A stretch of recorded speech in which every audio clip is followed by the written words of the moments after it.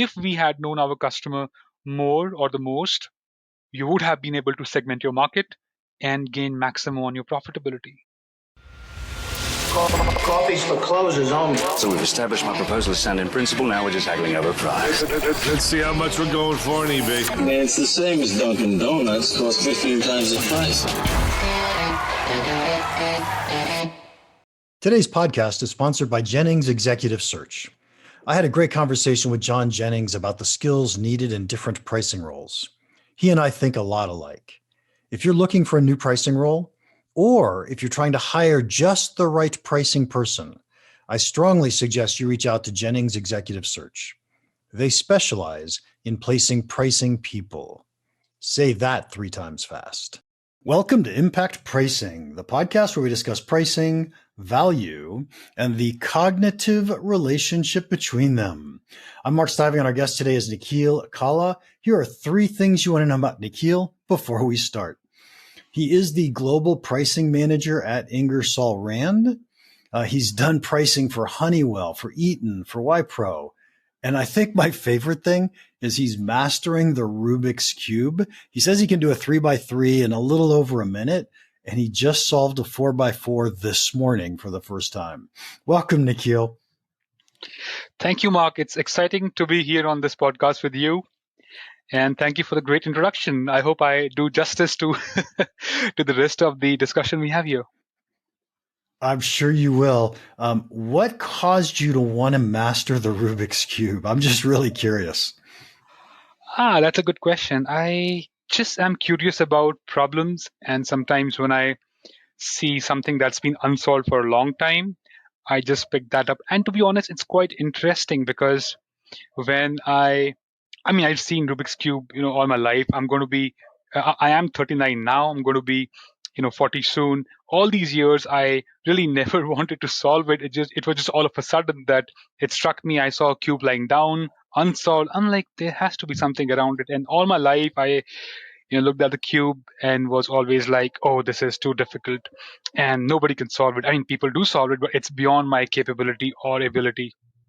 And then I never gave it a shot. It just stuck me once. I was like, let's do something about it. It's a good problem to solve.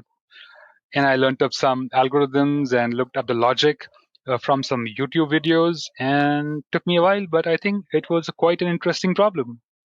Nice. Now you're addicted to it. So, Yeah. let's jump into pricing. How did you get into pricing? I didn't really think after I did my studies that I would go into pricing. I think it's just synonymous with everybody else who is in pricing today. I'm not sure about you, but I'd be keen to ask you this question later at the end of the discussion today.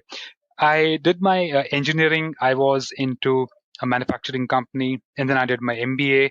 But after I did my MBA, I went into a marketing role, a kind of business development and marketing.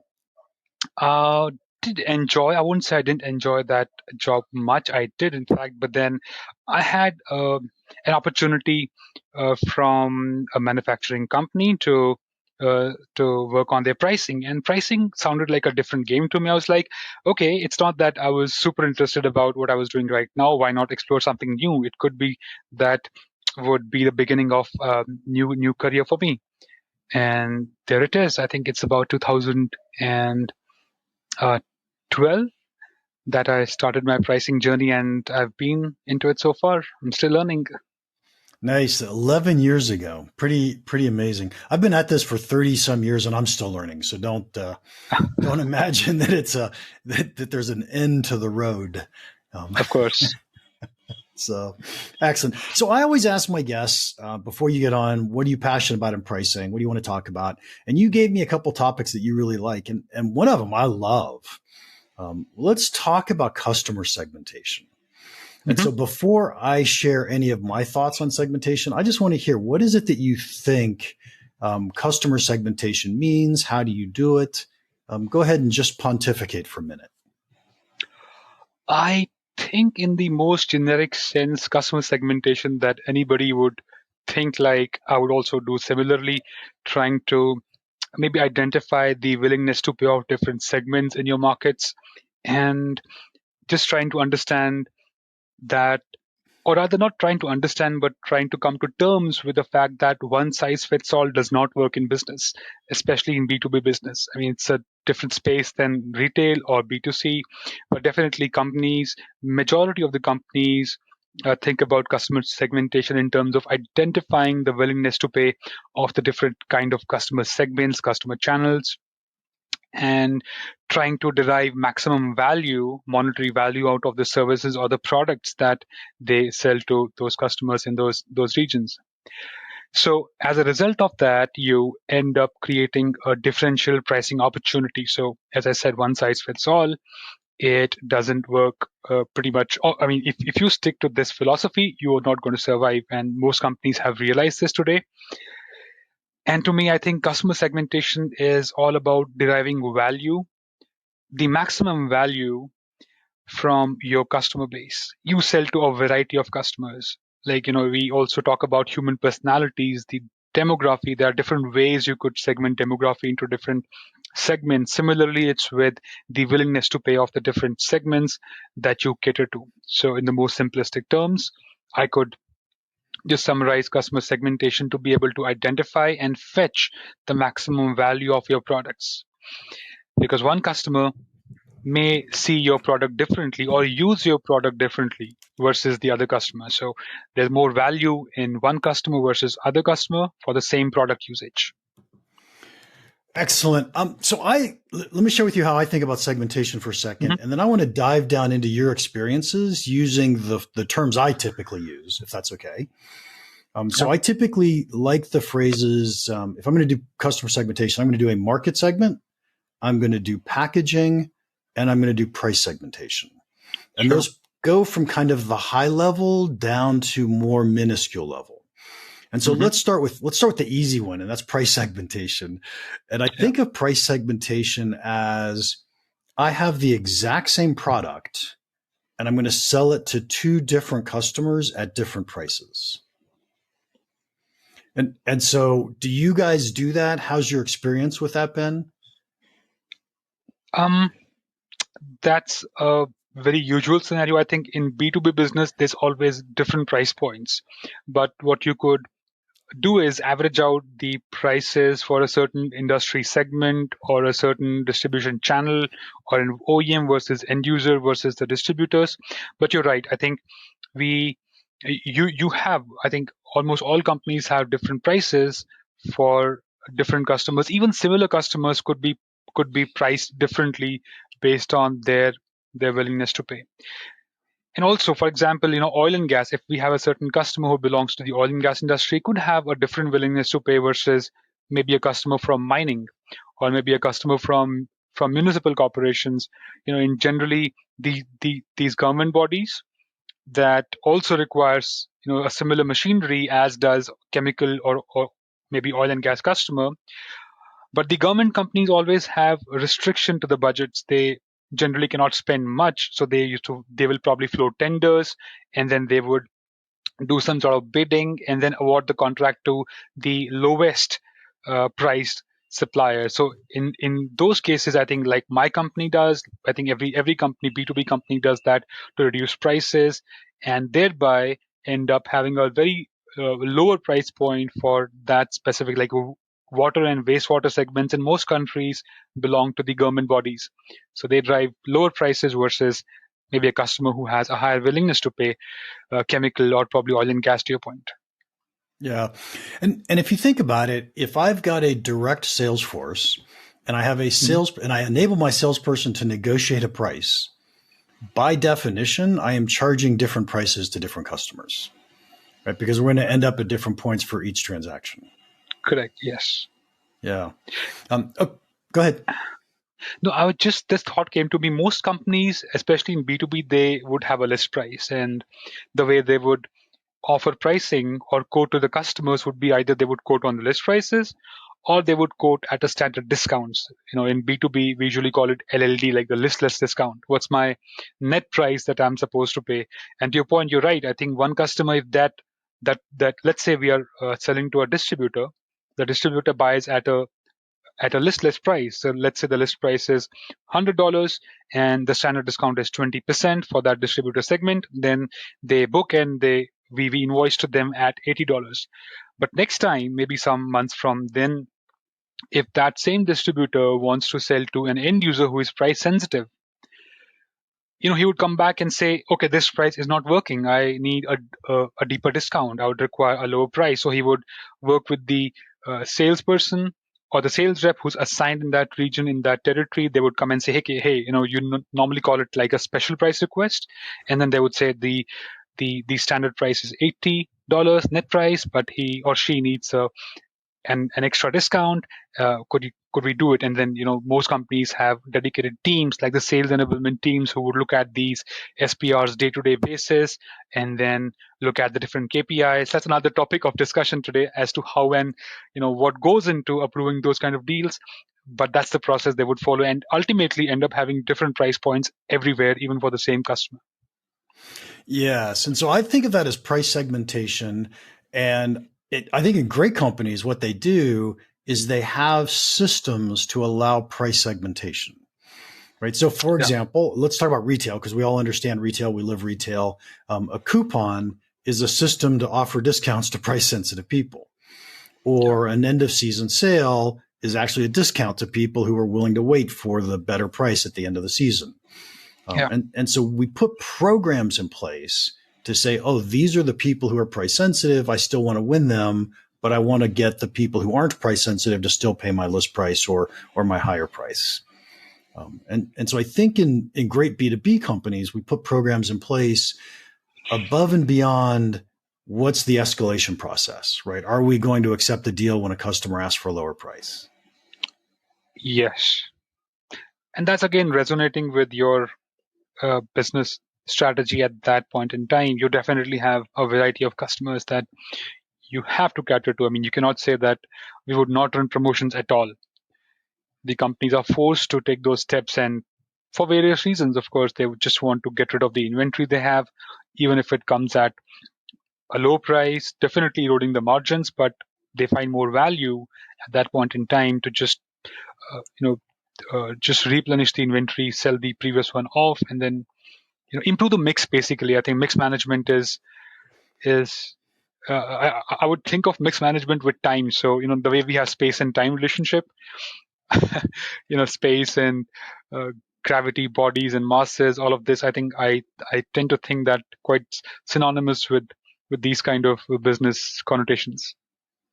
Yeah. And so mix management is a great way, but by the way, it's off our customer segmentation conversation a little bit, but it's a great way to manage things like, are you trying to get a certain margin percentage or a certain ASP size?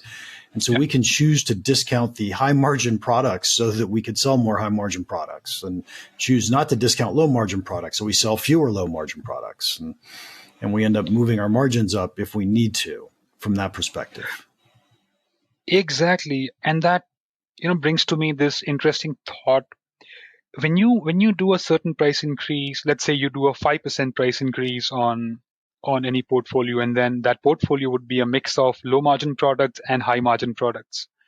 So I think there's more impact of that 5% increase on that portfolio of your products that has low gross margins. So if you just think about that same example, the $100 list price, or maybe let's take a different example. Let's just assume directly that there's a certain product that has 80% gross margins, very high gross margins, versus another product that has 20% gross margins. And if you do a 5% price increase, your 80% gross margin percent will only rise from 80 to 81%. So there's a net approximately 1% net effect in your gross margin percent. But for that same 5% price increase, the product has 20% existing gross margins could rise very high. I think it would just go up to 23, 24, even 25%.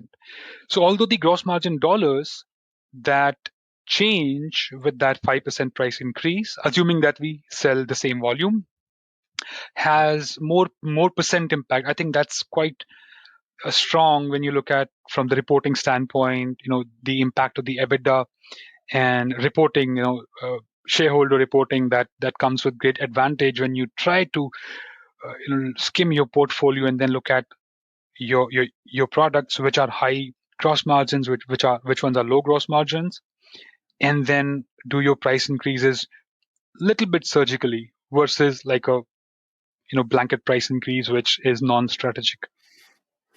Yeah. So although I understand everything you just said, my preference is always to focus on profit dollars. Now, I know executives don't, right? Executives will say, no, we need a higher margin percentage so that we can get a higher valuation. And I get it. We need to manage our company that way. But when I think about pricing, I think of it almost always as profit dollars. And it doesn't matter what someone's margin is. If I'm going to do a 5% across the board, by the way, I never recommend across the board price increases. But if I'm going to do a 5% across the board, it hits profit dollars the same no matter what. Of course, because all of it goes to your margin pockets. If you compare that, the effect of that price increase on your gross margins by looking at various levers like your fixed cost, your variable cost, your volume, I think there's more profound impact of improving your gross margins when you do a 5% price improvement versus doing that 5% price improvement on your fixed cost or your variable cost or your volume, which of course you would want to do. You would want to make sure that you optimize your costs and your volume. But when it comes to having the ability to selling to a slightly non-elastic market where the demand is going to be expected to stay the same, you would always want to rely on pricing as a lever because everything that comes through pricing just goes to your pocket. It's just your gross margins. Yeah. Yep, absolutely. So we started this conversation out with customer segmentation, and I said, hey, let's talk about price segmentation first, which is, in my mind, it's essentially the exact same product that we sell at different price points. The other two types of segmentation that I use a lot and I love, one I'm going to call market segmentation. And so market segment is what's the problem that people are trying to solve. So think of it as what's the use case. Many companies define this by industry. In fact, I've heard you say the words industry several times or describe several industries. Yeah. So that may be the right market segmentation for you and your companies. Alternatively, it could be just who's using the product for what purpose. But we find that some people get way more value than other people.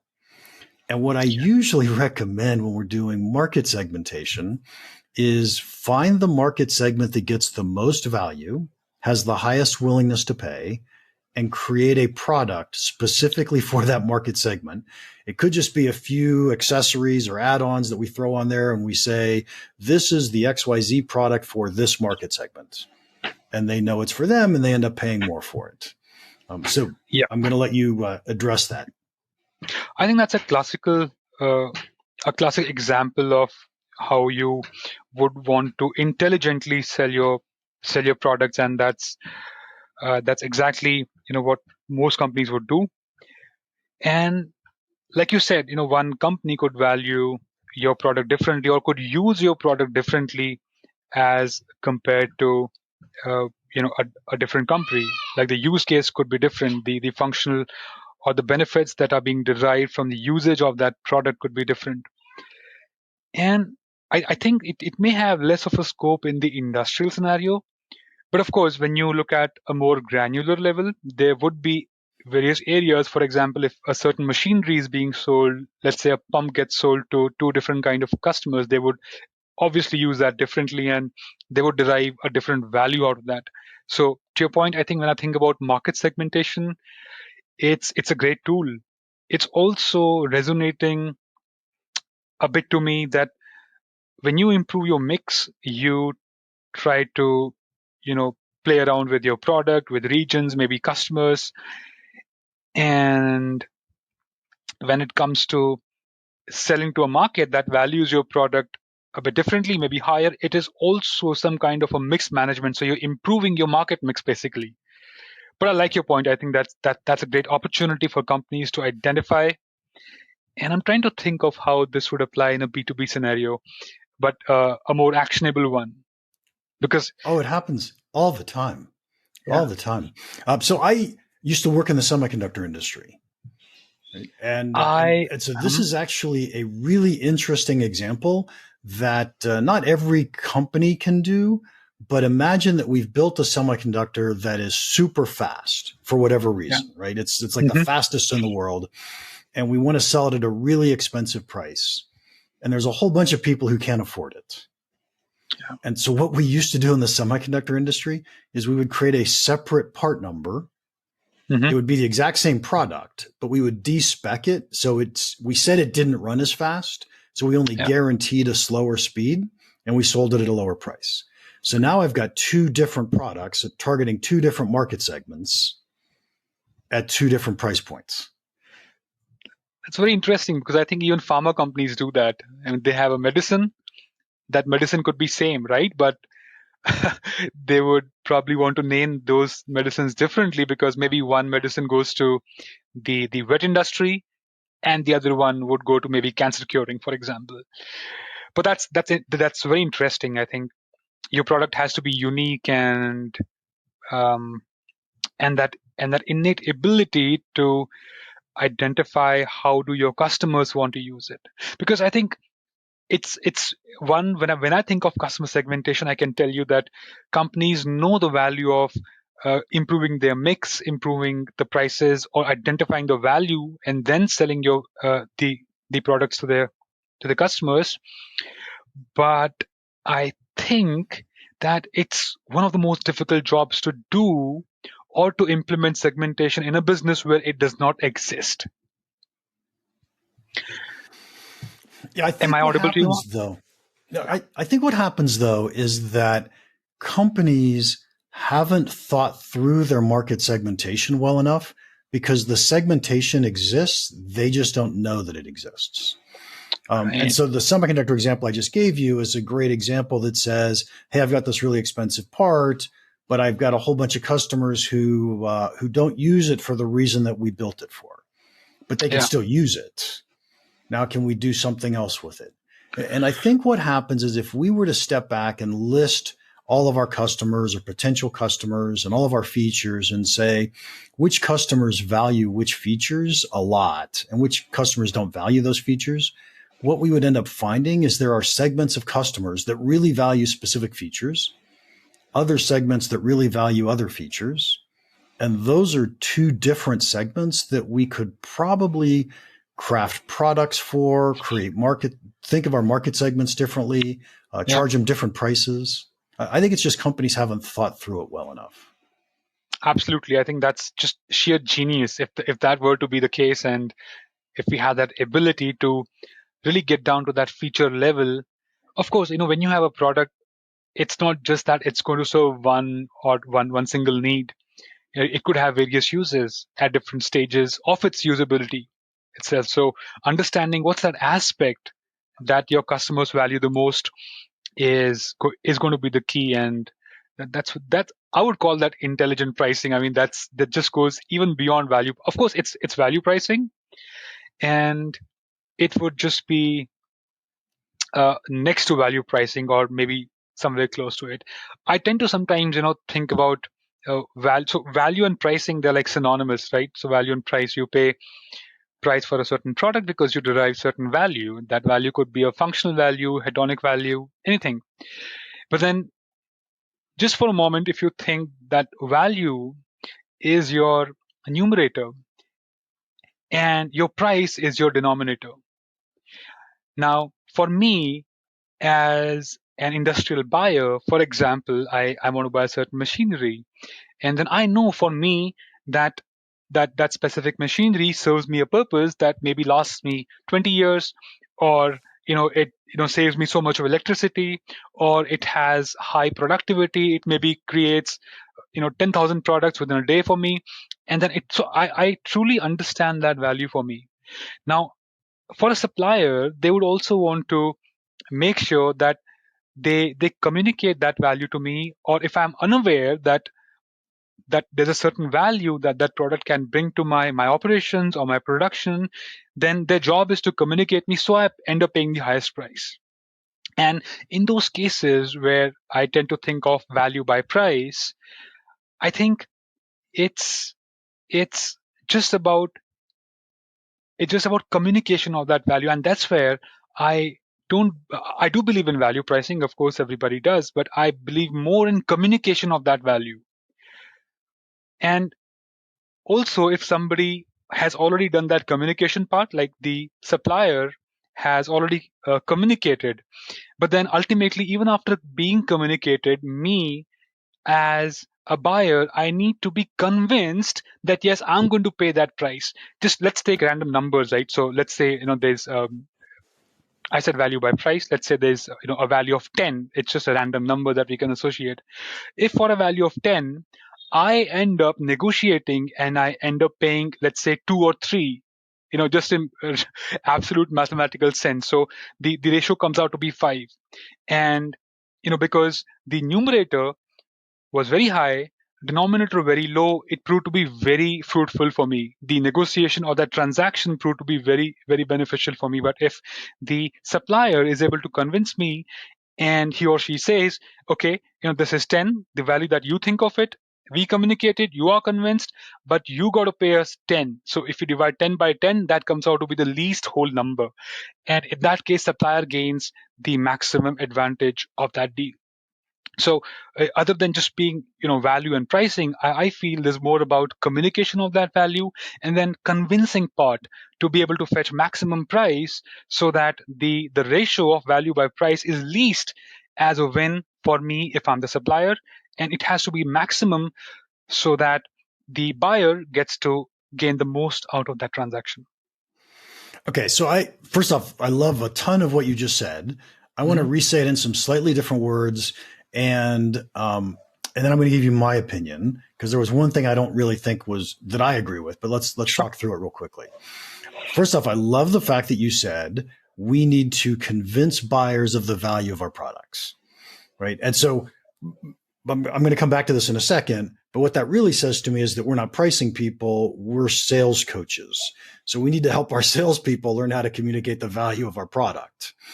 The second thing you said is once I've established or gotten the customer or the buyer to understand, hey, there's a value of 10 here. Now, what's the price point that we're going to have? And I would say that price point has everything to do with negotiation skills, right? So it's certainly our list prices and how we set it, but how well or how good are we at negotiating? So again, we have to be sales coaches and teach our salespeople how to negotiate prices better.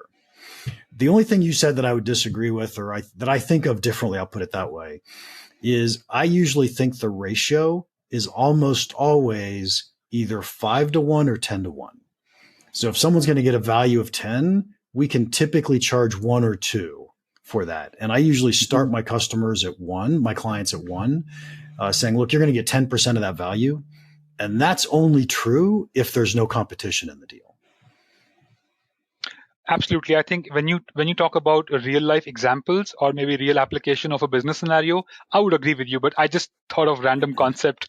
If I just try to play around with value and price, the customer would of course want to pay as less as possible, but the benefits that have to come out of that usage of that product has to be in the ratio that you spoke. So that makes perfect sense to me.